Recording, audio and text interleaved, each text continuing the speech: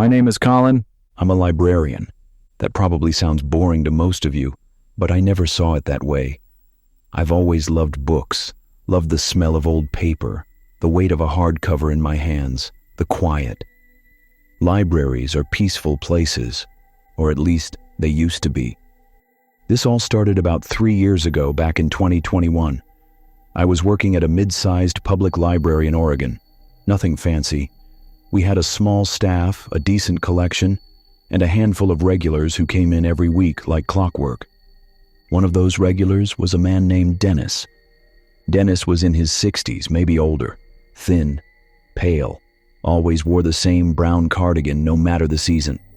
He'd come in every Tuesday and Thursday, sit at the same computer terminal, and browse the internet for hours. He never checked out books, never spoke to anyone, just sat there, staring at the screen with this blank, unblinking expression. Most patrons like that go unnoticed, but Dennis had this presence. Something about him made the air feel heavier when he was around.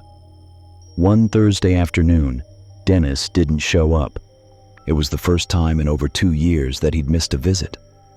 I didn't think much of it at first. People get sick. They have appointments. Life happens. But then a week passed, then 2. By the 3rd week, I started to worry, so I did something I probably shouldn't have. I looked up his account in our system, found his address, and after my shift, I drove over to check on him. His house was small, a single-story ranch on a quiet street lined with overgrown hedges. The lawn was brown and patchy. The mailbox overflowed with envelopes. I knocked, no answer. I knocked again, louder this time. Still nothing. I was about to leave when I noticed the front door wasn't fully closed, just a crack, enough to see a sliver of darkness inside. I should have left. I should have called someone, but I didn't. I pushed the door open and stepped inside. The smell hit me first. Stale air, dust, something else underneath it, something sour. The house was dim, curtains drawn. The only light came from a hallway at the back. I called out Dennis's name. No response. I moved slowly through the living room. Old furniture, stacks of newspapers, a coffee table covered in empty mugs. And then I saw the computer. It sat on a desk in the corner, still on. The screen glowed faintly in the gloom. I walked over to it. The browser was open. Multiple tabs. I didn't recognize any of the URLs. They were strings of random letters and numbers. .onion domains. I'd heard of them before. The dark web. Places you couldn't reach with a normal browser. But Dennis had. I clicked on one of the tabs. The page loaded slowly. Black background, white text, no images. Just a list of links, each one labeled with a single word. Archive. I clicked it. Another page loaded. This one had a search bar and a single line of instruction. Enter a name. My hands hovered over the keyboard. I don't know why I did what I did next. Curiosity, maybe, or something darker. I typed in my own name, Colin Marsh. I hit enter. The page went black for a moment. Then a new window appeared, a video player, and beneath it, a date, October 14th, 2018. I recognized that date immediately. It was the day my father died. My finger trembled as I clicked play. The video was grainy, shot from a high angle, like a security camera. It showed the inside of a hospital room, my father's hospital room. I was there, sitting beside his bed, holding his hand. I watched myself lean forward, watched myself whisper something to him. I remembered that moment. I'd told him I loved him, told him it was okay to let go. But the video kept playing, and in it, I saw something I didn't remember. A figure, standing in the corner of the room, watching. I paused the video, zoomed in. The figure was blurred, but I could make out the shape. Tall, thin, wearing something dark. And its face. I couldn't see it clearly, but I felt like it was looking directly at the camera, directly at me. I closed the video. My heart was pounding. My hands were shaking. I clicked back to the main page, stared at the search bar. Then I typed in another name, my mother's. Another video appeared. This one was dated 2003, the day of her car accident. I didn't click play. I typed in my sister's name. Another video, 2015, the night she graduated college. I typed in my best friend's name. Another video. Every person I searched had a video. Moments from their lives, private moments, moments no one should have been able to record. But someone had. Someone had been watching. And now someone had archived it all. I sat there for a long time staring at that screen. My mind was racing, trying to make sense of what I was seeing. Then I heard something. A soft creak from somewhere deeper in the house. I froze. "Dennis," I called out. No answer. Another creak. Closer this time. I stood up slowly. My legs felt weak. I took a step toward the hallway. That's when I saw him, Dennis, standing at the end of the hall, just barely visible in the shadows. He wasn't moving, just standing there, watching me. "Dennis," I said again. My voice was barely a whisper. "Are you okay?" He didn't respond. He didn't blink. He just stared. And then, very slowly, he raised one hand and pointed at the computer. I looked back at the screen. A new video had appeared. It was playing automatically. I saw myself, standing in Dennis's living room, right now, in real time. The angle was wrong, like the camera was positioned somewhere behind Dennis, somewhere I couldn't see. I looked back at him. He was smiling now. Not a friendly smile, something else. I didn't wait to see what he'd do next. I turned and ran, out the door, down the street. I didn't stop until I reached my car. I drove home that night and didn't sleep. I kept thinking about that archive, about all those videos, about the fact that someone, somewhere, had been recording us. All of us, our entire lives, and Dennis had found it, or maybe he'd been part of it all along. I never went back to his house. I never reported what I saw. Because the next day, Dennis came back to the library. He sat at his usual terminal, stared at his screen, said nothing.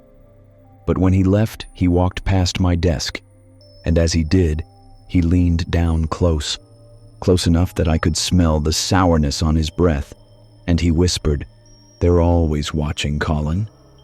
Then he smiled and left.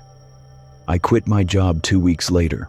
I moved to a different state, changed my routines, covered my webcam, stopped using social media. But sometimes, late at night, I still wonder if somewhere out there, in some dark corner of the web, there's a video of me, right now, watching, waiting to be found. Some invitations should never be accepted, especially the ones that find you when you're not looking.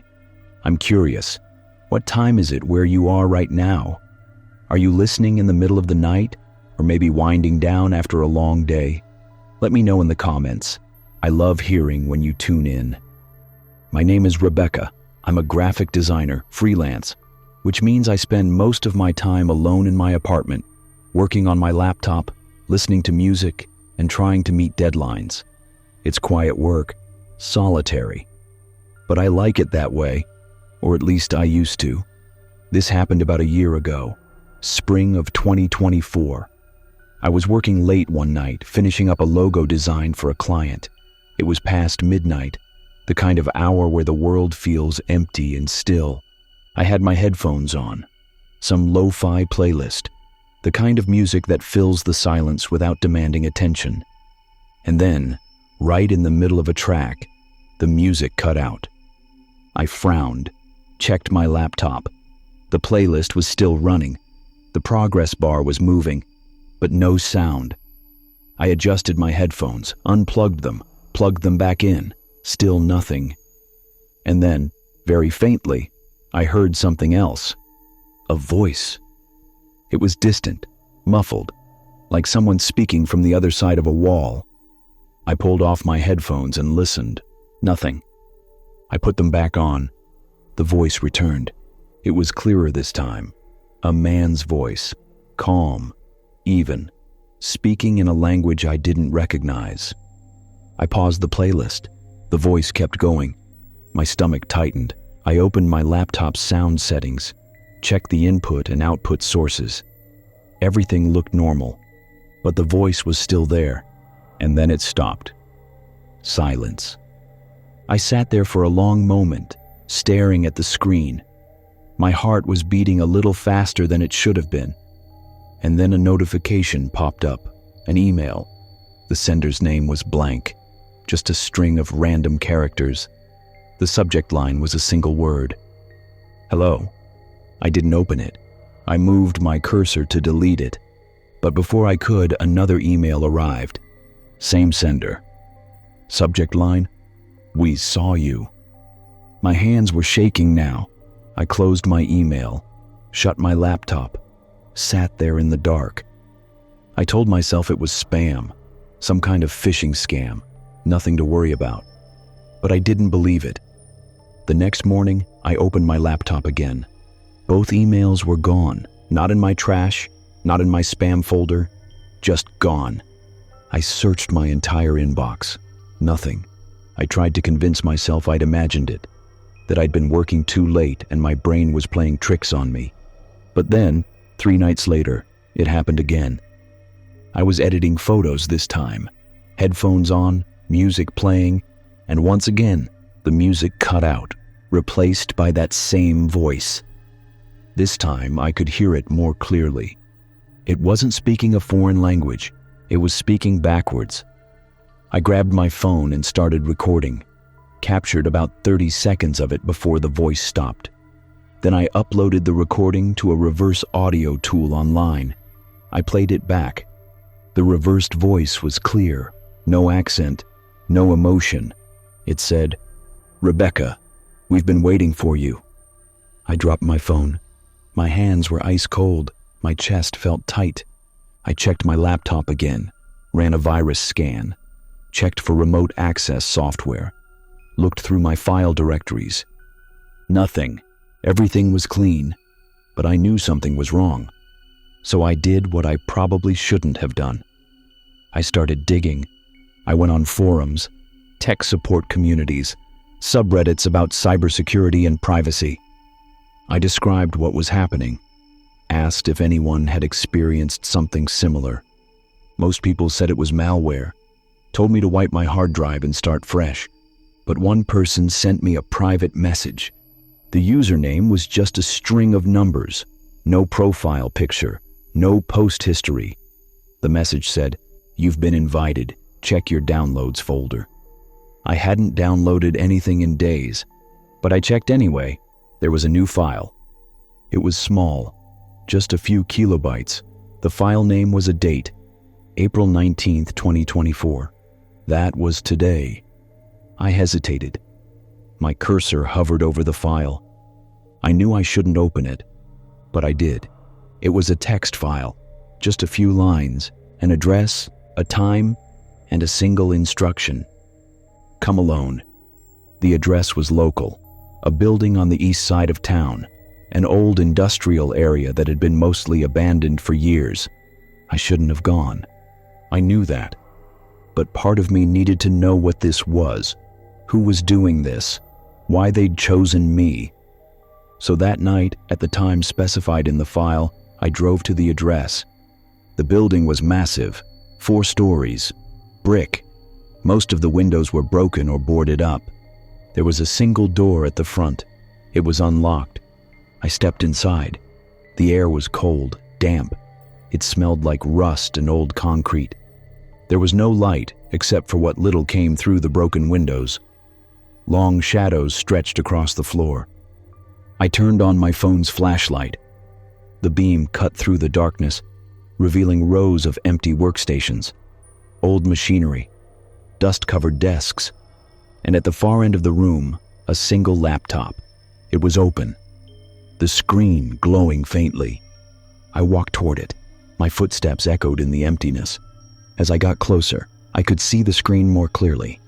It was a video call. Someone was on the other end. I stopped a few feet away.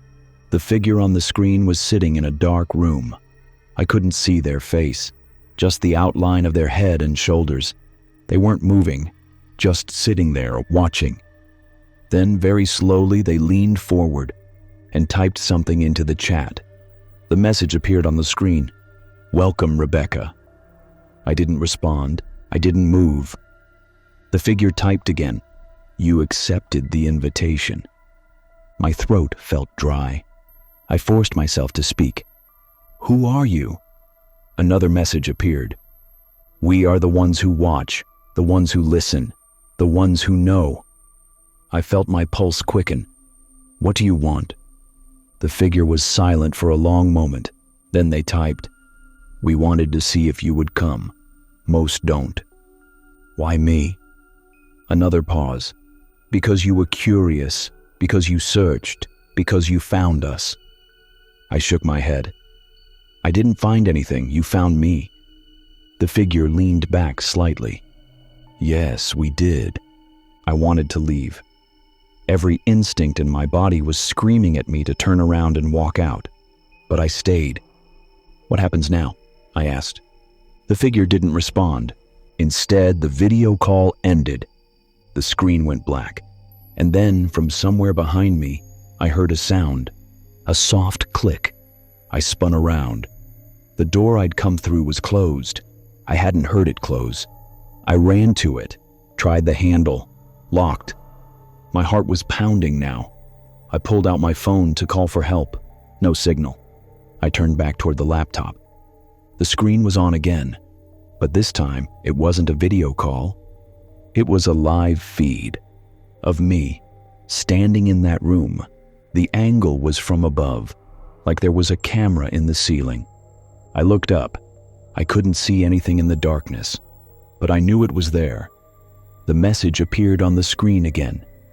"Thank you for coming, Rebecca. The invitation is complete." And then the laptop shut off. The room went dark.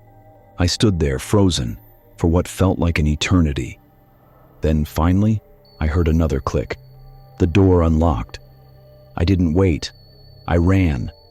Out of the building, into my car. I drove home without stopping.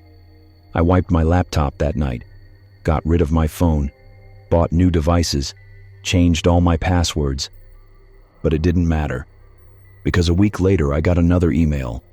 Blank sender. Subject line, "See you soon." I haven't opened it. I won't. But it's still there, sitting in my inbox, waiting. And sometimes, late at night when I'm working alone in my apartment, I hear that voice again. Faint, distant, speaking backwards, saying my name. Sometimes the worst thing you can find online isn't a virus. It's proof that someone else found you first. Before we dive in, I want to ask, are you the kind of person who covers your webcam, or do you think that's just paranoia? Drop a comment and let me know. No judgment either way. My name is Travis. I'm a courier. I deliver packages for one of those big shipping companies you've probably heard of, the kind with trucks in every neighborhood and boxes on every doorstep. It's decent work, pays the bills, keeps me moving. And most days, it's completely forgettable. But not all days. This happened last winter, January 2024. One of those cold gray months where the sun barely shows up and everything feels damp and heavy. I was running my usual route. Residential area, quiet streets, cookie-cutter houses with little front yards and two-car garages. About halfway through my shift, I got a notification for a special delivery. Priority package. Same day. Required signature. The address was in a neighborhood I didn't usually cover. A little further out. Older homes, bigger lots. The kind of place where the trees grow tall and the houses sit far back from the road. I pulled up to the address just before noon. The house was set back from the street. Long driveway, no car in sight. The lawn was overgrown. The paint on the shutters was peeling. It looked abandoned, but the porch light was on. I grabbed the package from the back of my truck. It wasn't big. maybe the size of a shoebox, but it was heavy, dense, like it was packed with something solid. The label had all the right information: address, name, tracking number. But there was no return address. That wasn't unusual. Sometimes people use drop shipping services or forward packages through third parties. It happens. I carried it up the driveway. The air was cold, sharp. Every breath I took felt like it scraped the inside of my throat. I climbed the porch steps, knocked on the door. No answer. I waited. Knocked again. Still nothing. I tried the doorbell, heard it chime faintly inside. Silence. I was about to leave a delivery notice when I heard something. A soft sound, like fabric brushing against wood. I turned. The front door was open. Just a crack. I hadn't heard it open, hadn't seen anyone, but it was open. "Hello?" I called out. No response. I hesitated. Protocol says if no one answers, you leave a notice and move on. You don't go inside. You don't wait around. But something made me stay. Maybe it was the way the door had opened. Maybe it was the weight of the package in my hands. Or maybe it was the smell. It was faint at first, sweet, almost floral. But underneath it, something else. Something sour, like meat left out too long. I took a step back. "I've got a package for you," I said, louder this time. "I need a signature." Nothing. I set the package down on the porch, pulled out my scanner to mark it as undeliverable. And that's when I saw the note. It was taped to the inside of the door, just visible through the crack. Handwritten, black ink, shaky letters. It said, "Don't open the box." My stomach dropped. I stared at the note, then at the package. I should have left. I should have gotten back in my truck and reported it to my supervisor. But I didn't. I picked up the package again, felt its weight, the way it shifted slightly when I tilted it. Something was inside, something loose. I looked back at the door, the note, and then I did something stupid. I shook the box, gently at first, then a little harder. Whatever was inside moved, slid from one end to the other, and then I heard it, a sound, faint, muffled, like something tapping against the cardboard from the inside. I dropped the package. It hit the porch with a dull thud. I stood there breathing hard, staring at it. The tapping stopped. Silence. I waited. Nothing. I told myself it was my imagination, that I'd been working too long, that the cold was getting to me. But then the package moved. Not much, just a slight shift, like something inside had rolled over. I backed away, stepped off the porch. My hands were shaking. I pulled out my phone, started to dial my supervisor, and that's when I heard the voice. It came from inside the house. Quiet, hoarse, barely audible. "Please." I froze. "Please," the voice said again. "Don't leave it here." I looked at the open door, the darkness beyond it. "Who's there?" I asked. No answer, just breathing, slow, labored. "I need you to take it," the voice said. "Take it away." "Take what away?" "The box." I looked down at the package, still sitting on the porch. "What's in it?" I asked. The breathing stopped.